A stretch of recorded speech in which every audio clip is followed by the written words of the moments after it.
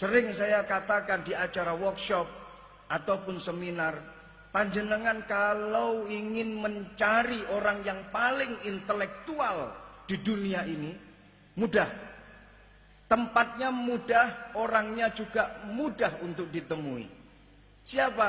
Para santri. Loh, mereka ketika awal mendengar kok bisa santri itu disebut sebagai orang yang intelektual, karena santri itu sudah menepati syarat-syarat intelektual. Wa min syurutil intelektual salasah. Syarat untuk bisa dikatakan sebagai orang yang intelektual itu ada 3. Ini menurut seorang ulama yang namanya adalah Jacques West dari Prancis. Dia mengatakan begini, intellectual person who engage in critical thinking, research and reflection about society. Gus Maulana paham betul? Paham ya?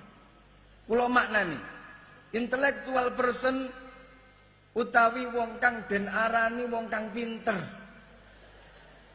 Iku hu wong mausul alladzi engage kang manjing sapa hu in critical thinking, ing dalem pemikiran kang kritis. Reflection taukid niki napa namine niki sebenarnya atof tapi wawune dibuat. Jadi wawu atof niki mahdzuf.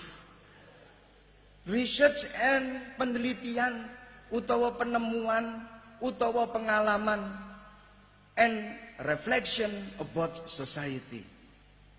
Lan mikir-mikir ing dalem sekabehane perkara ni umat. 3 syarat ini sudah masuk di dalam santri. 1, santri harus memiliki pemikiran yang kritis. Santri itu Masya Allah, makhluknya Allah yang paling kritis itu adalah santri.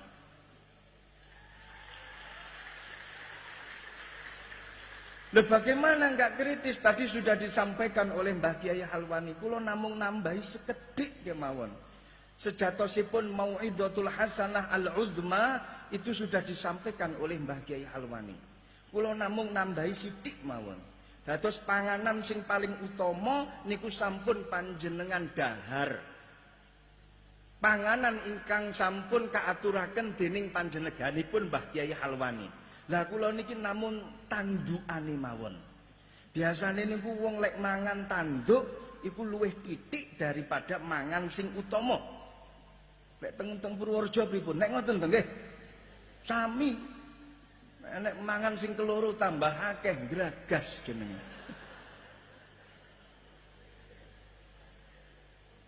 Jadi santri tadi sudah disampaikan oleh beliau, wujud-wujud daripada santri ini dari penilaian yang sangat objektif.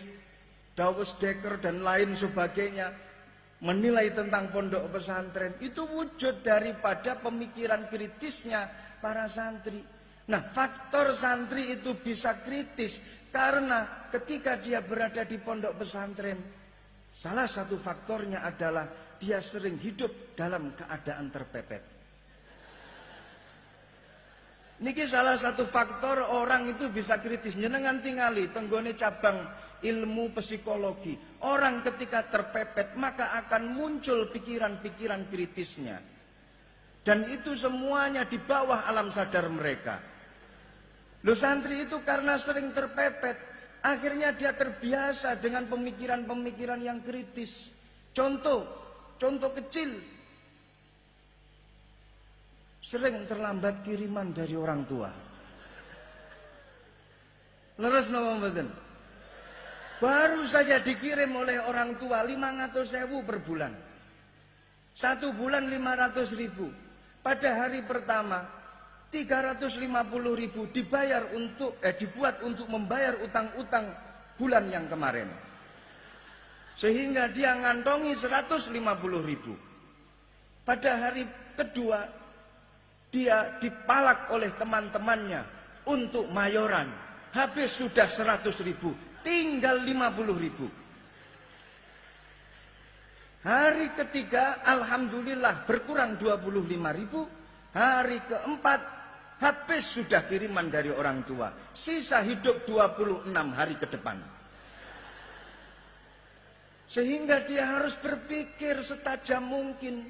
Bagaimana caranya agar saya bisa hidup, bisa survive di pondok pesantren selama 26 hari. Jangan sampai saya mati di pondok pesantren.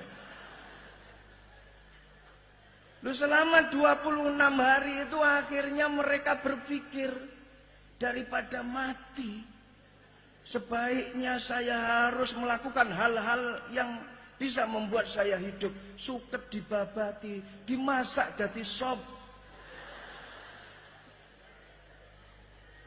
Karena kepepet, pada akhirnya pengen mangan daging, sandal jepit diketoi, jadi cecek.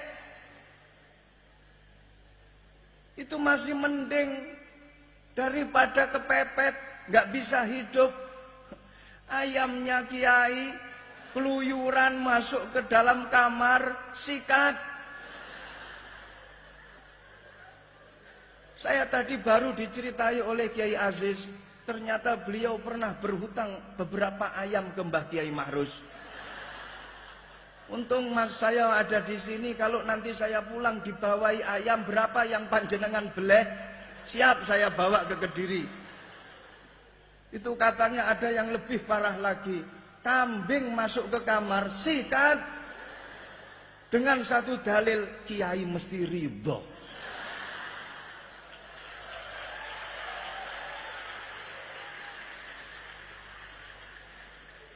Loh, ini pemikiran kritis ini muncul di sini. Bukan permasalahan ayam itu kecil. Bukan permasalahan kambing itu kecil.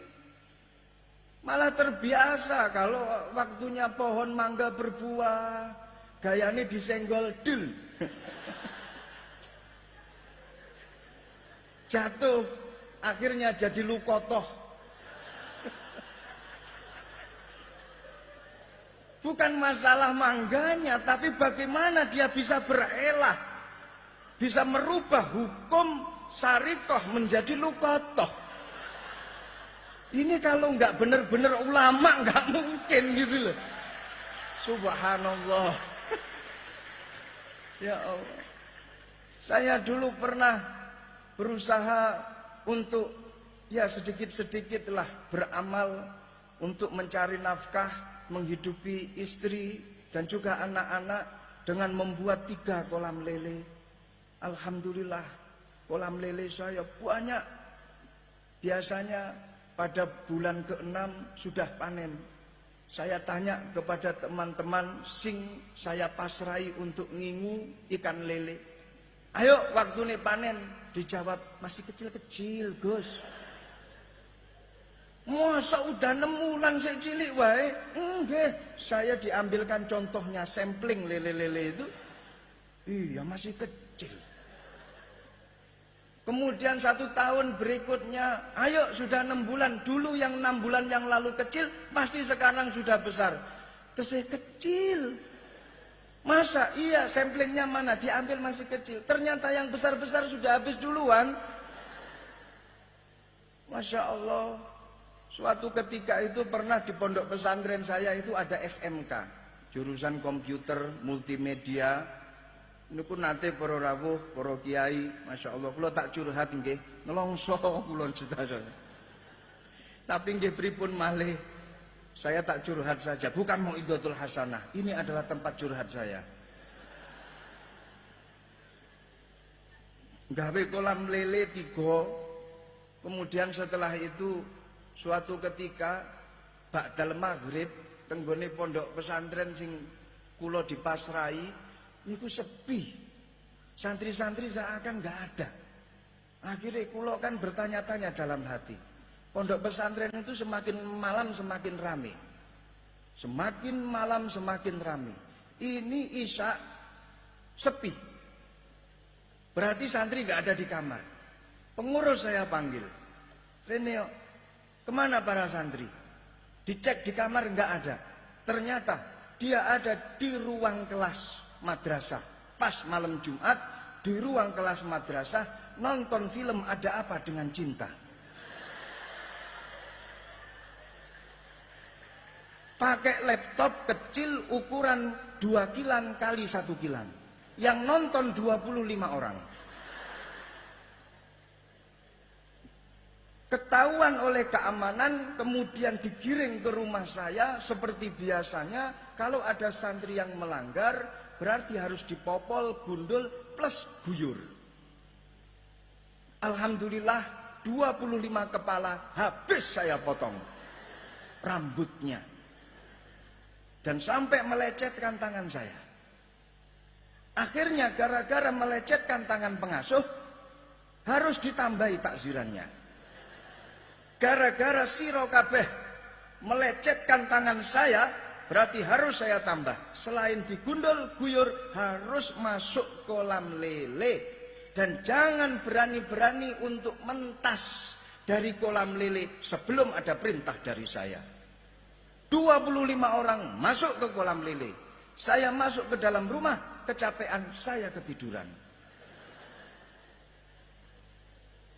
Dibangunkan sama istri saya, "Bah, jenengan wau nembe nyemplung neo anak-anak wong tenggone kolam lele, belum jenengan entas." Masya Allah, saya kaget. Begitu saya masuk, begitu saya keluar dari rumah, niki konco-konco santri podo rame kabeh, tapi saya tidak terpikir sama sekali.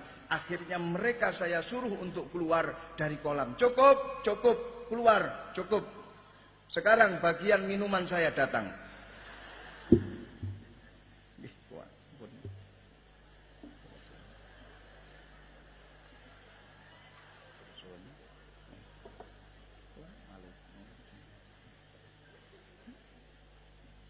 Pun saya suruh keluar.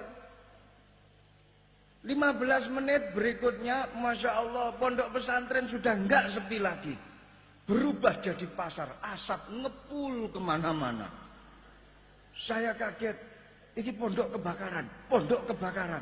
Keluar saya dari rumah, saya tanya pengurus, "Ada apa kok kebakaran pondok pesantrennya?" "Nganu ngapunten, konco-konco bakar lele." Jadi ketika dia berada di kolam lele, dia sempat mengambil lele-lele saya, dilempar keluar dari kolam. Saya tidak terpikir lelenya karena sudah dibakar. Tapi yang saya pikirkan adalah, Masya Allah, begitu hebatnya santri. Berpikiran kritis, bisa mengambil kesempatan di segala kesempitan. Loh niki loh, makanya para santri keluar dari pondok pesantren. Segala permasalahan masyarakat, insya Allah santri siap untuk menjadi pengayom-pengayom dan mencarikan segala solusi untuk masyarakat. Ini santri. Bahkan kalau di dalam Al-Quran dipun sampai akan lebih dari itu syaratnya intelektual itu. Dan itu juga dimiliki oleh para santri, yadhkurunallaha qiyaman wa qu'udan wa ala junubihim wa yatafakkaruna fi khalqis samawati wal ard. Lek tenggone syarate intelektualisme, intelektual niku lek di bahasa Arabno tidak jauh beda dengan ulil albab. Kalau menurut mereka mendefinisikan intellectual person adalah orang yang punya pemikiran kritis, Al-Quran lebih dulu. Yang dimaksud dengan orang-orang yang intelektual adalah dia berzikir kepada Allah di setiap tingkah lakunya, dan sing dipikir gak cuman masalah donya tok, wa yatafakkaruna fi khalqis samawati wal ardi wa ikhtilafil laili wan nahar la ayatil liulil albab. Jadi santri selangkah lebih maju daripada orang-orang intelektual. Karena apa? Orang intelektual hanya mikir permasalahan dunia, santri sing dipikir donya akhirat, bumi sak langite pisan.